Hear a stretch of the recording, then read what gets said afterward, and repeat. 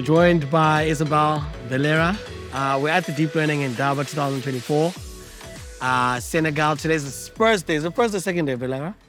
It's the second It's day, the my second first day. day. It's your first day. You know what confuses me? Because day one is more of like a registration, and then after registration, it's the opening party. But then today is when things officially start kicking off. I remember we had the opening remarks by the Vice Chancellor and Rector, Mr. Cisse, and we also had the higher education minister giving opening remarks, so which was amazing. And also we had an interview of him just speaking about the higher education landscape in Senegal. But right now we are outside the the name of this university is so hard.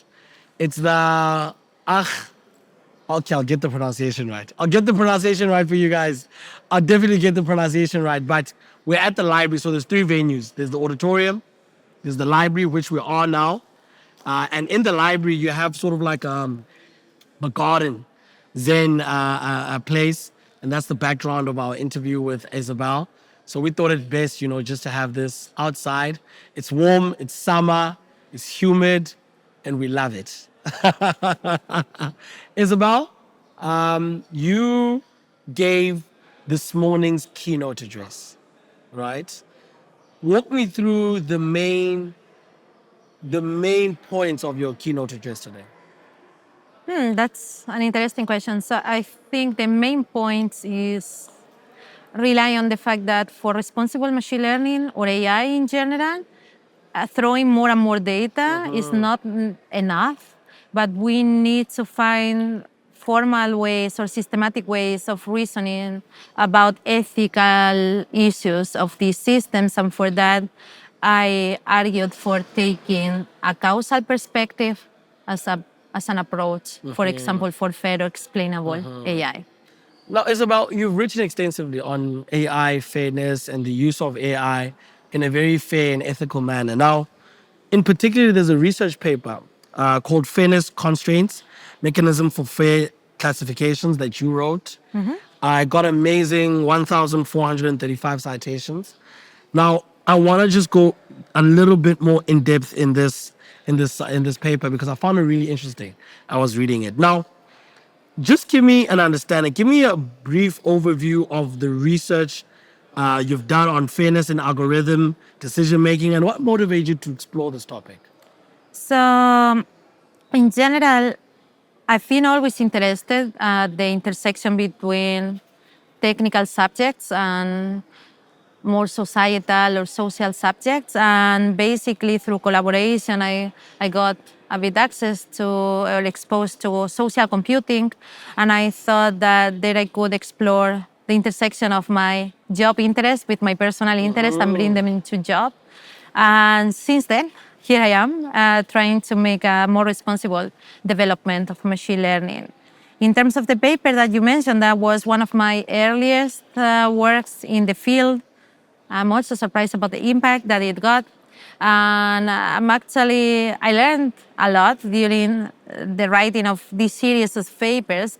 And actually, by now, I'm also contradicting myself or my past self and saying that maybe fairness is not or doesn't need to be a constraint, but it should be a first-class citizen in our developments. And this is where I'm also pushing currently. Isabel, you say you're contradicting yourself. What do you mean when you say you're contradicting? And by the way, in academia, that's allowed. Because as we grow, as we learn more, as we know more, we change our perceptions and our views on things. But what do you understand now that you might not have understood when you wrote this paper in 2017? I think basically when I started this work in 2017, I took the standard machine learning approach where you say, okay, what I can measure directly from data and how can I measure fairness and how can I incorporate fairness into my machine learning optimization as a constraint. And what I know now is that if we put a bit more of knowledge on the top of data, it might be that, first of all, there might not be a trade-off between fairness and performance in the whatever way we measure about performance. And therefore, it shouldn't be a constraint but maybe more as an objective in very often, or it's a matter of how we measure. And second, that in the case of a conflict between fairness and performance, it is important not to add it as a constraint, but as an objective, such that we can analyze what are the potential trade-offs, and society should agree on what is an acceptable For the deployment. benefit of our listeners and watchers, just Google search Isabel Valera, and you should get a link rather on the Google search result on Google Scholar that takes you to this paper. And I recommend everybody to go read it. I think it's a very insightful paper to understand some of the contradictions and some of the challenges in regards to actually practically achieving responsible or rather fair AI. Now, Isabel, your, I mean, in practice, it is very challenging to actually achieve fairness in terms of AI. Now, what are some of the challenges in sort of, implementing real life classifiers in real life, systems in regards to AI? There are quite a few, as you may say. So I think some of the challenges is keeping track of the data that we are using and how this data have been generated, and whether and I'm making much more explicit assumptions such that we pick the right methodology for that, because when we talk about a classifier, there are a lot of technical assumptions that we are doing very often implicitly, and that if we don't pick the right ones may have societal consequences like fairness amplification, unfairness amplification, right? So in that sense, I strongly believe that we need to start being a bit more conscious about the decisions that we make during the design or development of the process, and consider that if things go wrong, or keeping track or measure not only performance, but keeping track of other measurements, like, for example, different measures of fairness, and revisit all of our past decisions in the case of something going wrong. I think this is the minimum that we should achieve. So I'm arguing for more transparency in the process, such that if things go wrong, at least we can revise them more systematically. Isabel, give an example of how things can go wrong. Let's use an example of classifies like gender, male and female. What are some of the things that people or researchers or scholars or even practitioners are not looking at, are not seeing, that they still need to develop in regards to the gender parity? I think there are quite a few. So, for example, I have a bit of a series of papers in that direction. So, for example, one of the main assumptions when you train a classifier is to assume that your data is a representative of the population.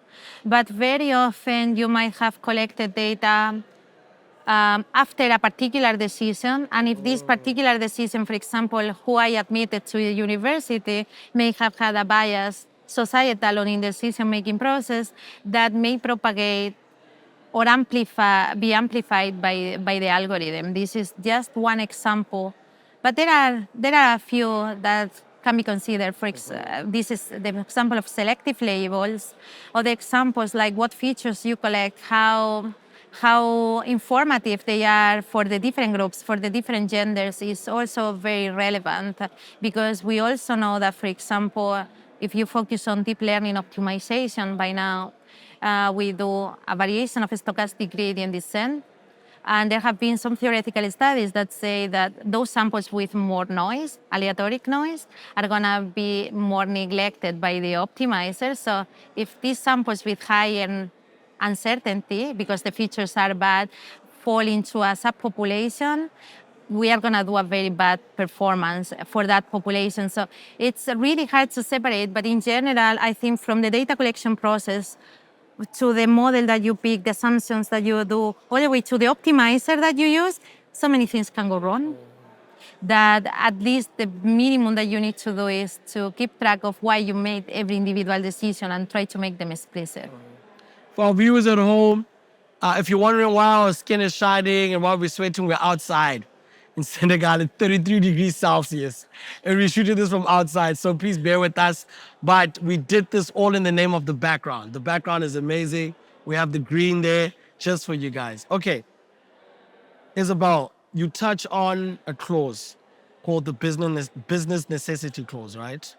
And you speak about this in a manner that really sheds a lot of insights to the willingness of the private sector to care about, AI fairness. Now, when it comes to business necessity and AI fairness, what are your takes? And explain that, that clause that you talk about in your research paper a little bit further. So I think it very much depends on the business and the business necessity. I think there are many regulations that say that not all business necessities may justify some consequences, like, for example, discrimination. So in that sense, I think it's very important that we have protective regulations, not only for other type of technology, but also for AI. But at the same time, we need to be very careful because we know so little about the AI technology that if we overregulate, we might miss out the benefits. So I, I think that the way to go for me, I think in that way, maybe because I have my own bias, I'm a European background, I think the risk assessment approach by the European Union is a valid one, but it opens up a lot of questions, like how do you define risks for different stakeholders, for example, for in terms of business necessity, how do you measure them and how do you trade off the different risks? For example, business necessity versus potential inequalities in society. How do you trade off them and who should be account responsible for that? They are all valid questions. So in my personal point of view, I'm a technology developer, so I try not to enter. I have my own opinion on these topics, but I try not to enter on the political side of things. So everything I'm trying is to enable a bit of a more informed discussion, such that we don't have regulators or other stakeholders not understanding AI. We have AI stakeholders taking all the decisions, but no communication channels. I think if we are developing a new technology, it's our responsibility also to develop a communication language towards other stakeholders, for example, governments, such that we can have with them an informed decision. And I think it should be on our side, the translation with their support, but it should be on our side. And this is where I'm working and in the area I'm trying to go to. Isabel, you're working in Brussels, right? No, I And work in Saarbrücken in Germany. oh, in where? Saarbrücken in Germany. What? I did a transfer in Oh, Brussels. from Brussels. Okay, I so did Frankfurt, Brussels. okay, but you're in Germany, right? Yes. So applying your trade in Germany, applying your research in Germany, why come to a conference like Deep Learning Indaba in Africa? What's the takeaway for you, and what's the value of coming to a place like Indaba? It's a lot of value added. It's an opportunity for me to be here, to get to know a different network, to get to know a different country, different way of thinking about AI, seeing different problems that might not be so dominated by big tech companies, because the European as well as the Northwestern approaches are very related to what the trends in Yes. industry are.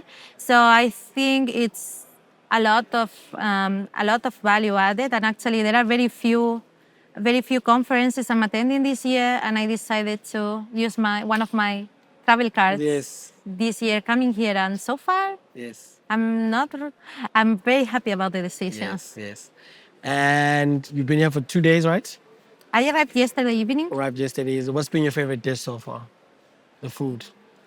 I don't even know the names. I've been served food here and there. Yeah. It's all quite spicy for a Yes. Mediterranean like I Yes. am. I'm at my limit. Okay. But I mean, I think access to fish Yes. is something I'm missing a lot, because in Yes. Germany there are not much, and I'm a fish lover as a proper Mediterranean, I Yes. guess. So everything that has to do with fish Fish, and yes. seafood, also fruits are very good. Okay. I love it. I love it. For the benefit of our listeners, guys, thank you so much. Like I said, it's 33 degrees out here, so it's hot. Bear with us, but I hope you guys love the background. Let me know in the comment section. iAfrikan Media, that's on Twitter, on Facebook, and on Instagram. Subscribe, subscribe, subscribe. Thank you so much, Isabel. Thank you very much for your time. It's so hot that It's it's so hard to think. hot.